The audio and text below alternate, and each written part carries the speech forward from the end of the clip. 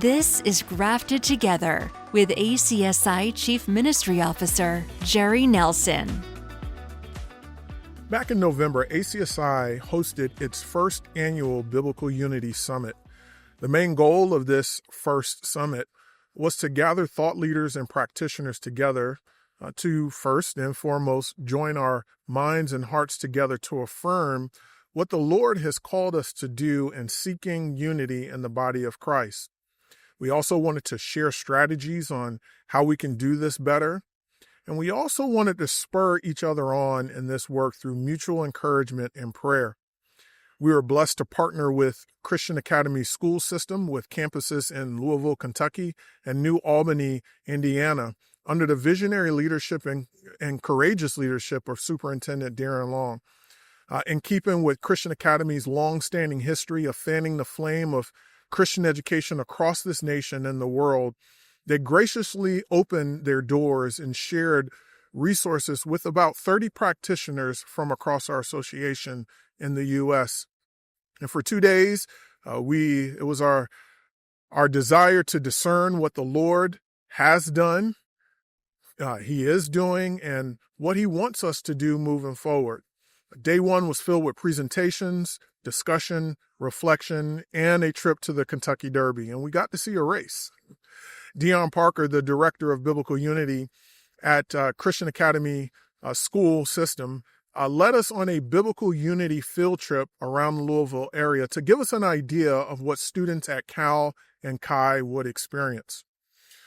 Principle number 5 of ACSI's statement on biblical unity, diversity, and social engagement states that the pathway to unity is through maturity. At its simplest form, the presence of disunity very well may be a discipleship issue.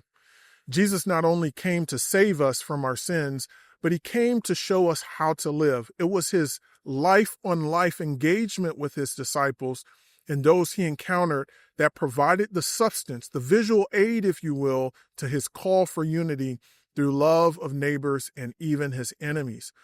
Ultimately, it is the work of the Holy Spirit that transforms us and enables us to be reconciled permanently to God so that we can be reconciled to other believers for all eternity. Biblical unity is the end goal of spiritual formation. I'm going to say it again. Biblical unity is the end goal of spiritual formation. Therefore, no spiritual formation, no biblical unity, no transformation, no God-glorifying unity. Mankind is reconciled to God.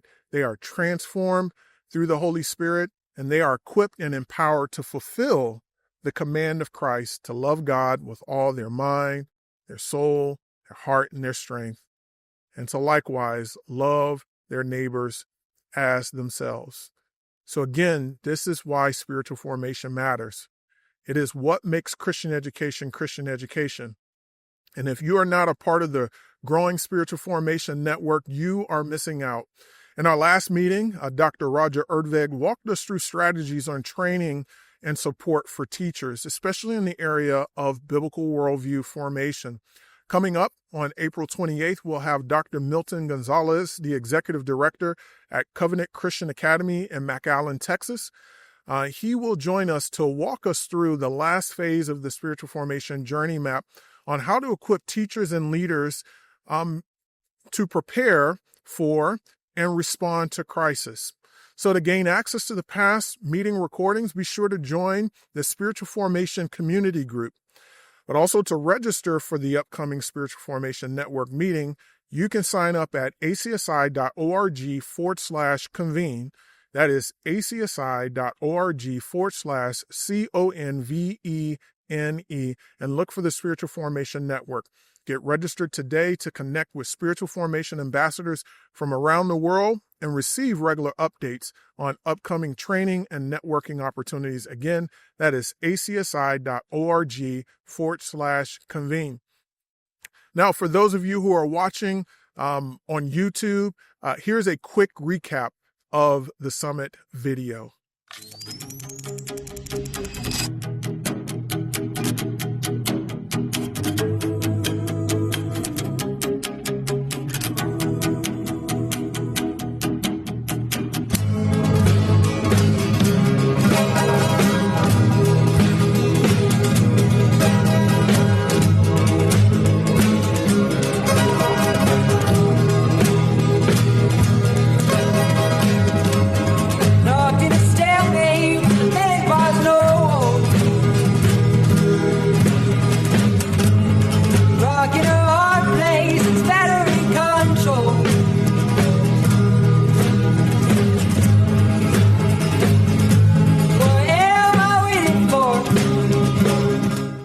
Hope you enjoyed that.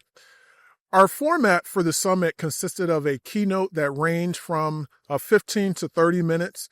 Then we moved into small groups to discuss the questions prepared by each keynote. And after the small group breakout time, we reconvened for a large group discussion. And so we were able to have 3 sessions of this format with a focus on 4 themes. Our first session focused on the current cultural climate that makes the pursuit of biblical unity challenging.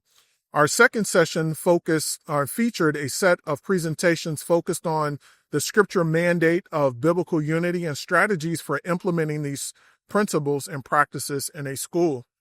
Our final session focused on the latest research on the challenges and benefits of ethnic unity in Christian schools.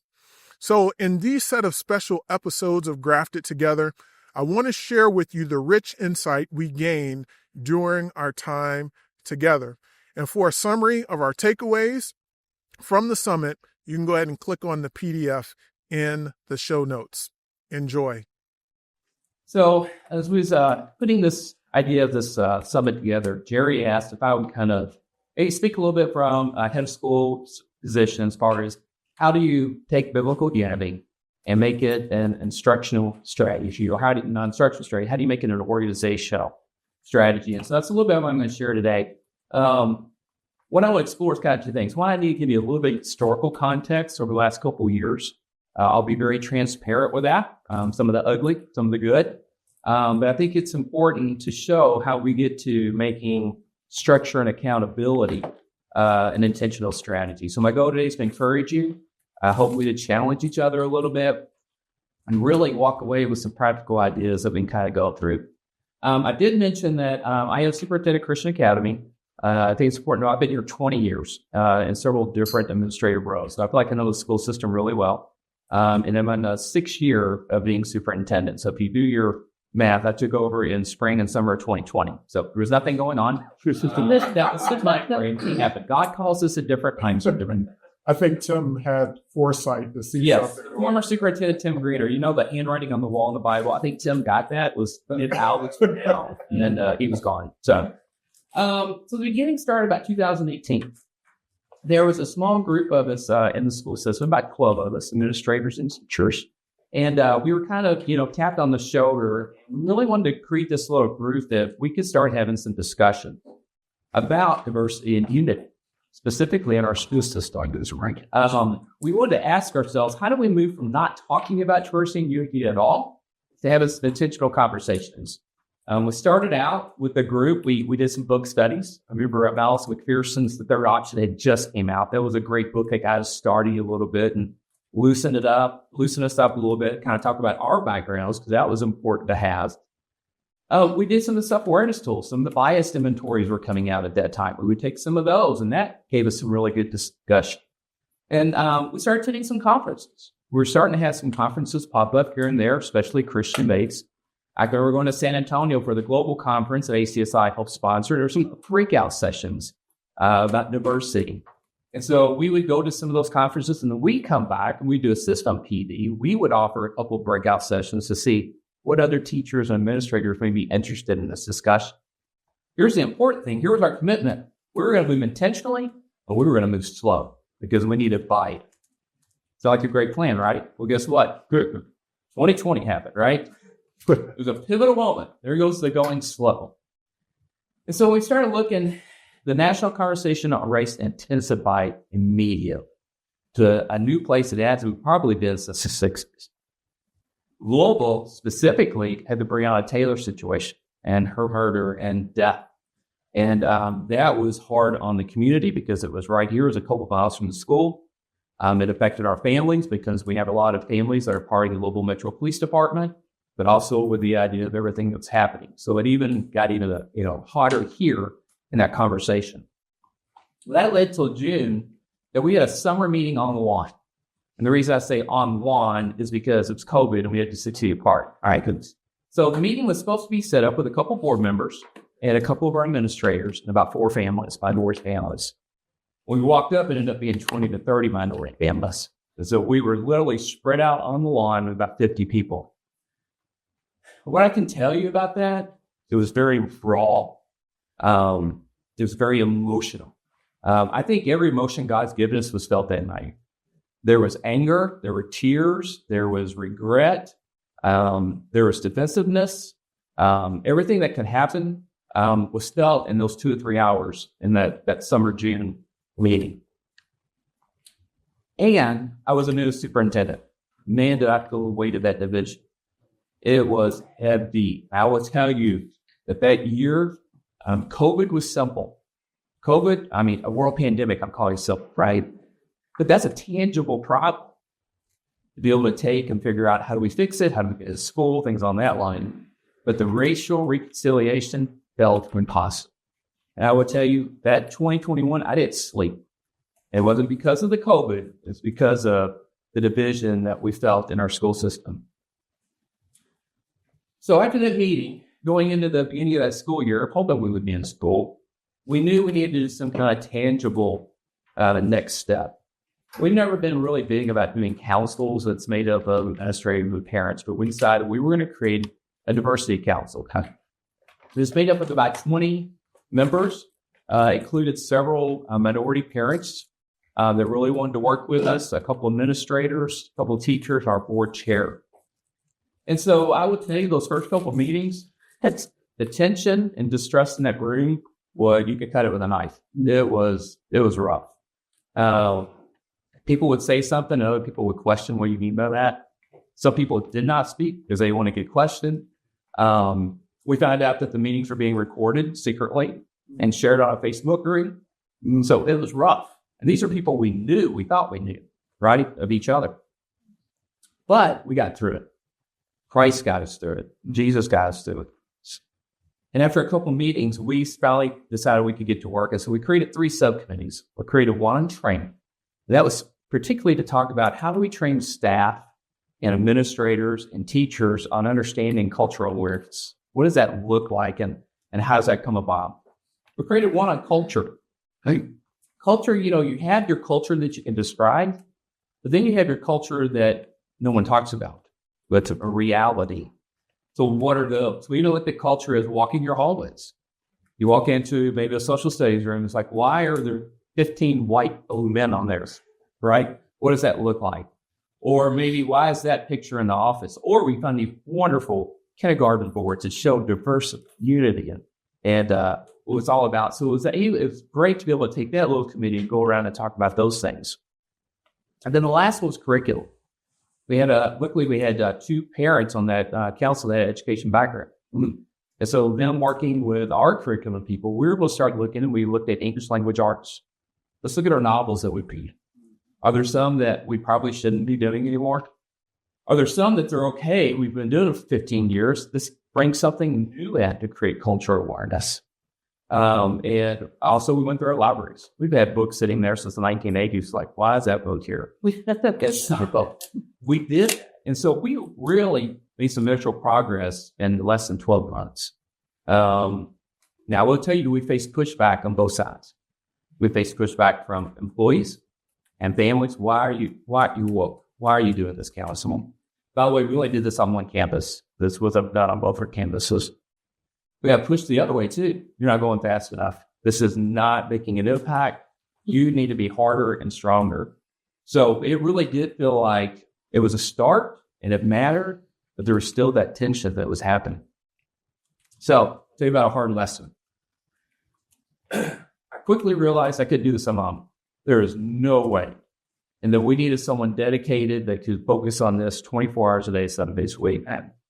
So I created this position called Director of Unity and Diversity. Wrote the job description, tried to figure out what it looked like. We talked about it even back in 2018. We didn't know what it was going to be called. But I felt like this was the time to do it. I can remember when I first presented the job description to the board, I got pushback. I really did. You remember what it was like in 2020. When I posted it publicly, I really got several emails. But it was the right thing to do. So anyway, as we move forward, a lot of times, I don't know how you are when you hire people. Sometimes I keep it kind of close to the knit. When you're hiring someone, I didn't want to do that this time. So I had a 20-person interview process. All my directors or principals would have a say in this. the the 3 people we interviewed, poor guys, they had to go through 10 separate interviews, right? To go through to ask different things. But I really wanted a lot of input. And so we did it. We prayed about it before we even took applications. We prayed about it in the process. We prayed about it afterwards before we made the job offer. And we were convinced, and it was unanimous, that the person would grant hire. So we made that hire, brought a person from out of state. And here's a hard lesson. 10 months later, I had to terminate that relationship. Well, it was rough. What we thought we were on the same page didn't happen. In fact, it became more divisive, caused more emotion and more pain. It was in effect. That was a tough decision, and a hard decision, but it was the right one. It was a painful season, but it did a couple of things. One, I got a glimpse of what it could be, right? Of what it could be, and it had to be focused on God at all times, biblical truths. So that led to a new direction. So I kind of took that job description. Well, first, we did the terminate. We separated ways in the summer, and I had to think, what's the next step? Well, the easiest step was don't do it again. I lost a lot of credibility really fast in that one hire, and even had a few people whisper that mayor really want to go there again, right? But I was convinced. I felt that weight that we needed to do it. So kind of reframed it. Rewrote the job description. I had to retitle it, Director of Biblical Unit. This new approach, I was convinced, was a couple of things. One, it was going to be on God's mandate. We have the answers. It's written down for us. That is going to be our goal, is to use the Bible in everything we do. It was going to be a positive and redemptive tone. And biblical unity was going to be a priority for the school system. Going into it, we went through it again, more prayer. We ended up hiring Mr. Dion Parker, who you just got to hear. And you've ever talked to him about how God was leading us, was leading him at the same time in North Carolina. So we know it was a God thing to match these things up. And now we're in year 3. We're starting to see some of the fruit of that.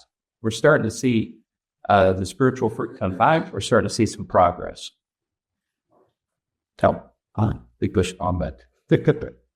That's the historical part. Now the next part. How do you make biblical unity intentional? And here's a couple of points. Leadership buy-in is non-negotiable. Your superintendent or head of school, whatever the title is, or chair, have to be aligned. If there is any chance of a crack in that, it's not going to work. That's the first step. Second thing is commitment to the vision.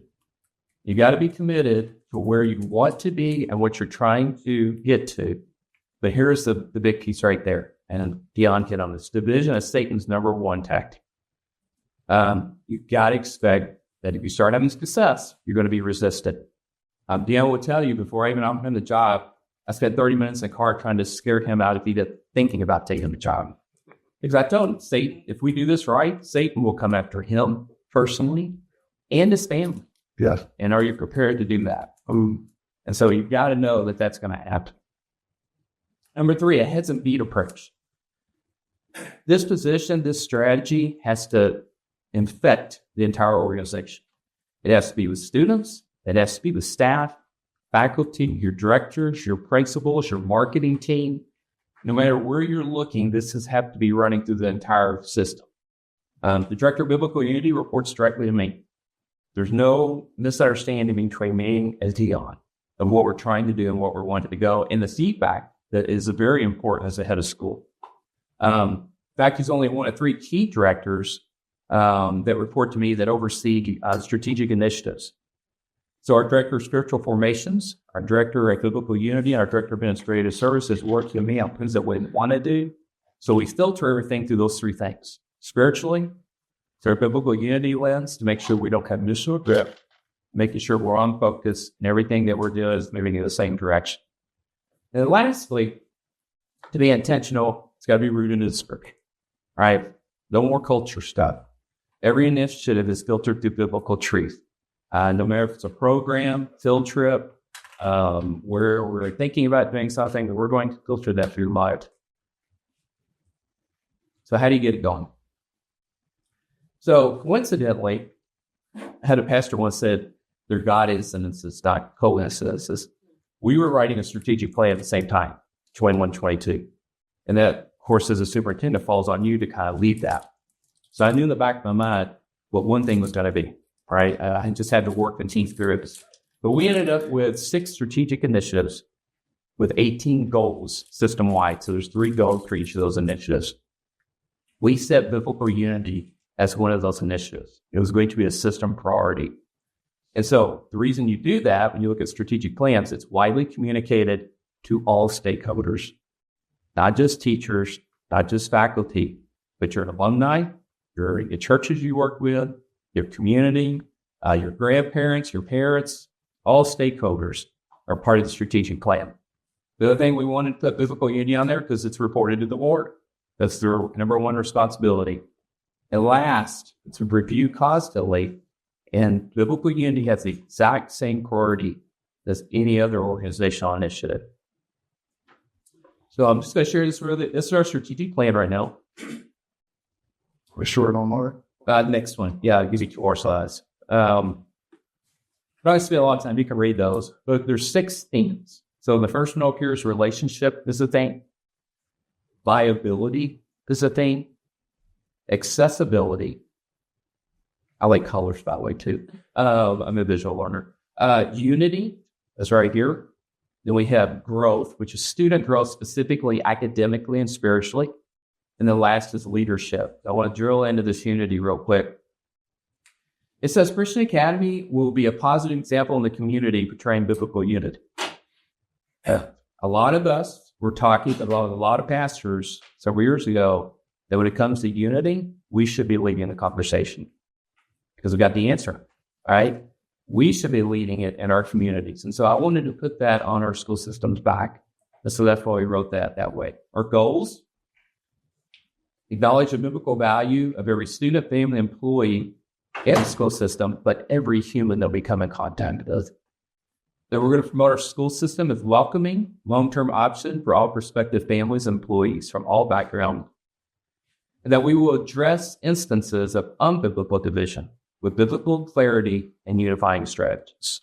So we're not just going to be talking just this piece. We're going to deal with anything that happens unbiblically as well. And we'll see if that fires. We'll see if this works. So just click. Yeah, just click on that and see if it pops up. Good. We're going to sister reflection. And so I'll share that part. Ready. And you're glad you're good at this. Like, it's probably sales coming. So the other part about a strategic plan, if you do it well, it doesn't just go on a fighter and sit on a shelf for 5 years. That's right. You got to constantly communicate it every opportunity you get. And so with biblical unity being part of that, that's happening. All right, so go down just a little bit. Yeah, right there. It's still loading, which is good because it's a picture of me, so we want to skip that part. But this is each of the initiatives. If you click on Unity, you'll see a little bit of me explaining it with those goals. But here's what the other thing that we're doing. I wanted to make it public if we were accomplishing what we said. I don't think you can click on Unity right there. So at the end of each year, you scroll down. Looking at Kai, social media accounts. How are we going to push biblical unity in all of our social media accounts? And so those are some ways that we're just creating accountability. That's all really what it shows. But there again, it holds us, our feet to the fire, so to speak. Oh man, you're smooth. Okay. All right, there we go. So a couple of key takeaways. Leadership alignment determines the organizational direction. Number 2, the spiritual grounding protects against missional drift. Number 3, intentional structure sustains long-term progress. This is a journey. We're not going to get there until we get to that church and describe the Revelation. And number 4, prayer and patience are essential. This is God's work. This is heart work, right? This is a tangible thing that we can touch. And then some of the lessons learned, these are both personal and I think as organizational. Biblical unity is slow, it's emotional, and it's spiritual work. Again, it's a heart issue. I think 2, you need to identify your school's vision, and then what are some key areas of growth to start weeding that. I think the third one was empower the right people, and you give them authority, and you give them trust. Both of those are important. And then lastly, you're going to fail. Right? We're failing. One email, and I failed. Right? One fourth grader says another fourth grader, we failed. It's okay. Expect it. But it also comes with grace, because both of them are important in this whole process as you're moving through it. John 17. Jesus prayed for humanity for us, his expectation. And he gave us a perfect example. Just as I am in the Father is in me. That's how I want you. And so, as Dion hit, as he went through talking about in Corinthians of Paul, what he was commanding, it's a command. This should be one of your initiatives of the school system, because we're commanded to do it. And it's very clear. It's very clear. My encouragement to you is hard work. We are nowhere close. I'm sharing what we're doing right now. We're nowhere close to being where we want to be. As I said, it's a weekly, daily task. But I think that we have at least have made the leap, gone over the hump, that we have alignment now. And I think that was the biggest push that we were up against the first couple of years, that now we've got to that part. But you got to commit it to prayer. You have to create a strategy. You can't just say, oh, it may work. And you got to persevere.